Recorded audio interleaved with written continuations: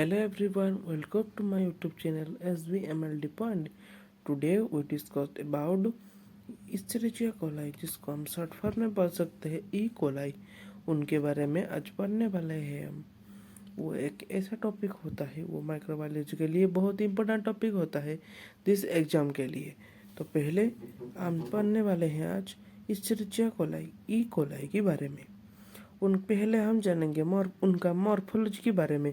उनका मॉर्फोलॉजी क्या होता है? वो causative agent of UTI and diarrhoea. वो जो हमारा डायरिया होता है और यूटीआई यूरिनरी ट्रैक्ट इन्फेक्शन होता है, उनका वो कॉजेटिव एजेंट होता है। E coli is the gram negative bacteria.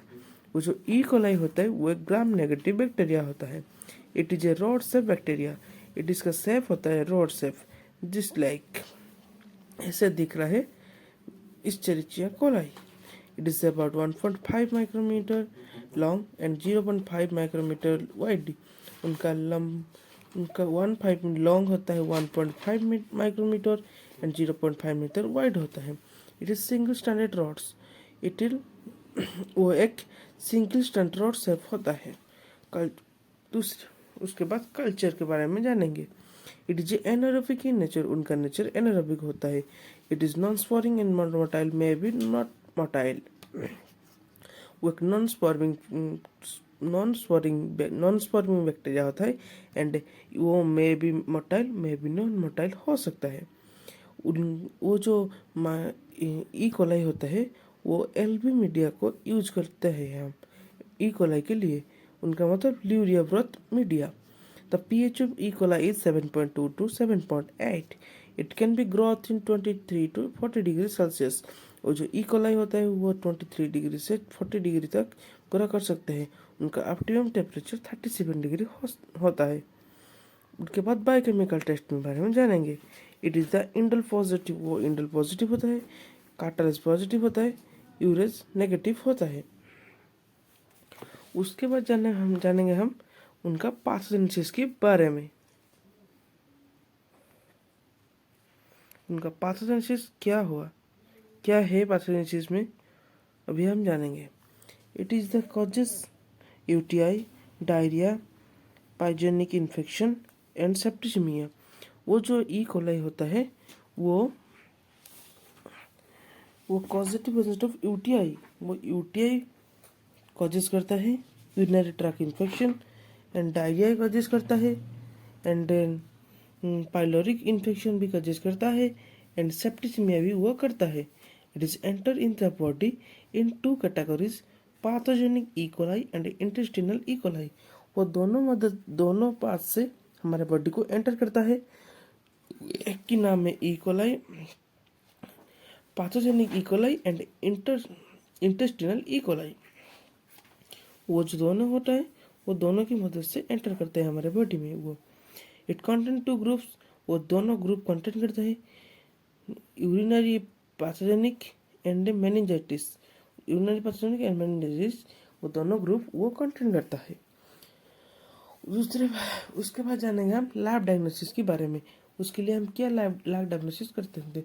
Lab diagnosis के लिए तो हम तो स्पेसिमेन कलेक्शन करना ही पड़ेगा। हम पहले स्पेसिमेन कलेक्शन करेंगे। मिड-स्ट्रीम यूरिन स्पेसिमेन, वो जो स्पेसिमेन होता है उनका मिड-स्ट्रीम कलेक्शन करने होगा। वो कैसे करेंगे? It is collected perfectible period to administration of antibodies. Antibodies को एडमिटेशन के लिए वो मिड-स्ट्रीम यूरिन हमको जरूरी है। Specimen is collected in sterile container. वो जो स्टेराइल कंटेनर के मदद से उन स्पेसिमेन का कलेक्शन हम कर सकते हैं। If collected the genital part should be cleaned with soft and water. जब हम वो जो स्पेसिमेन कलेक्शन करेंगे उसके पहले हम क्या करने होगा, वो जो उनका जेनिटल पार्ट को सॉफ्ट एंड वाटर से साफ करने के लिए उसको बोलना ही पड़ेगा।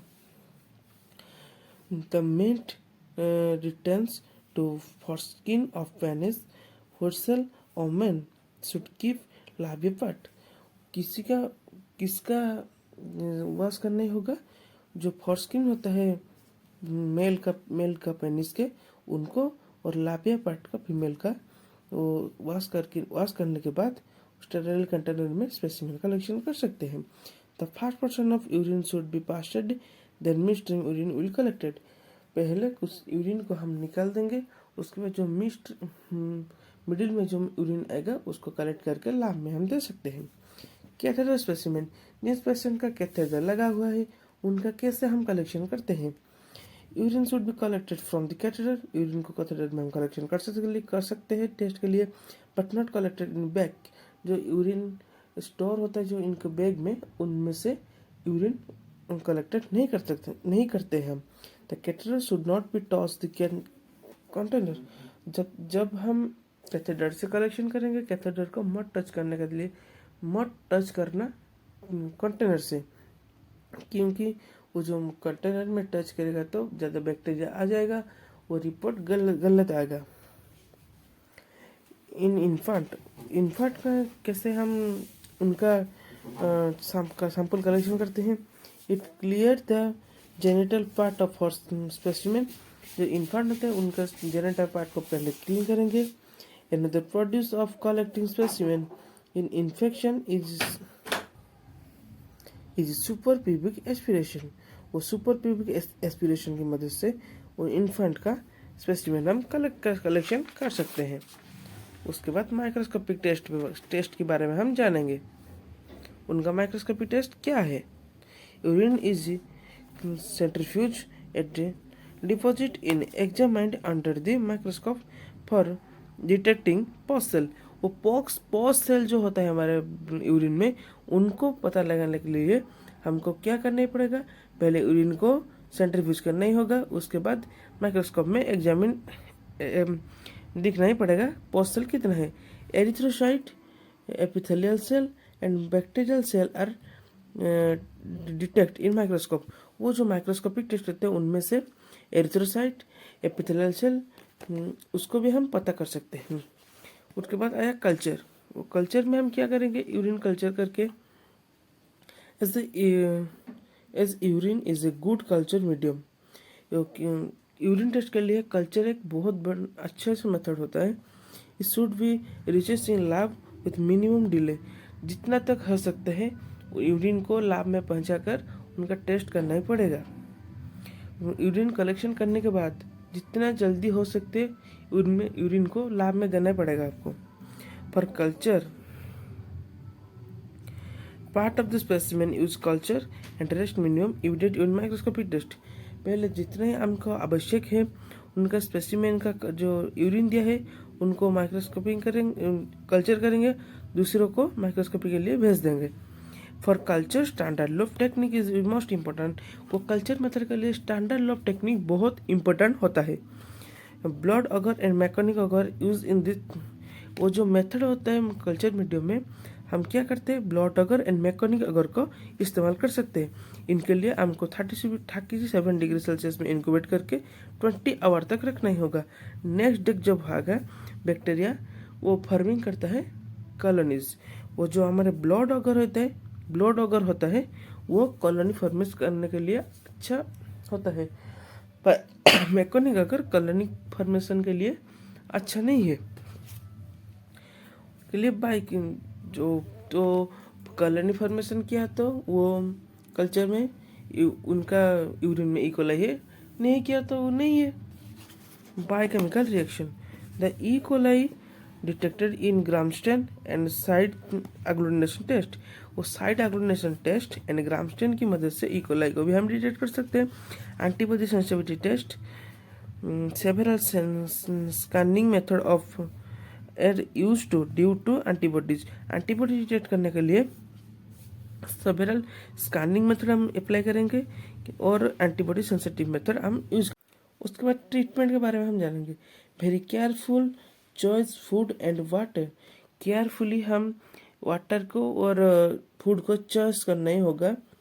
Use antibodies are use like, जो एंटीबॉडीज लेना ही पड़ेगा हमको ई कोलाई के लिए। एंटीबॉडी का नाम क्या है, पेलिसिन ले सकते हैं क्या, एम्पिसिलिन जो होता है। उसके बाद एपिथेलोस्पर्मिन वो हो सकते हैं, वो साइटोटॉक्सिक होता है। इन केस ऑफ यूटीआई, जो हमको यूरिनरी ट्रैक्ट इन्फेक्शन हो तो हम क्या क्या ले सकते हैं, टेरीमेथोफ्रिसिन, सल्फामेथानोजल ये सब हम ले सकते हैं। ऑन पे मैं लिखा दूँ, यहाँ पे जूम करके दिखाता हूँ आपका क्या है उनका।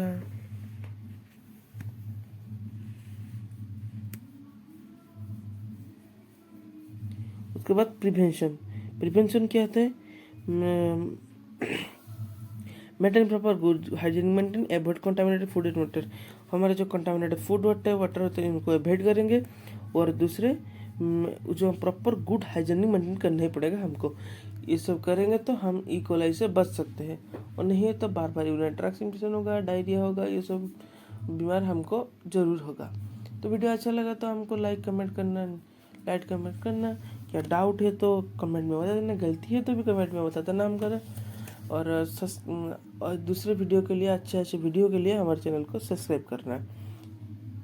Till then bye bye, take care, thanks for watching my video.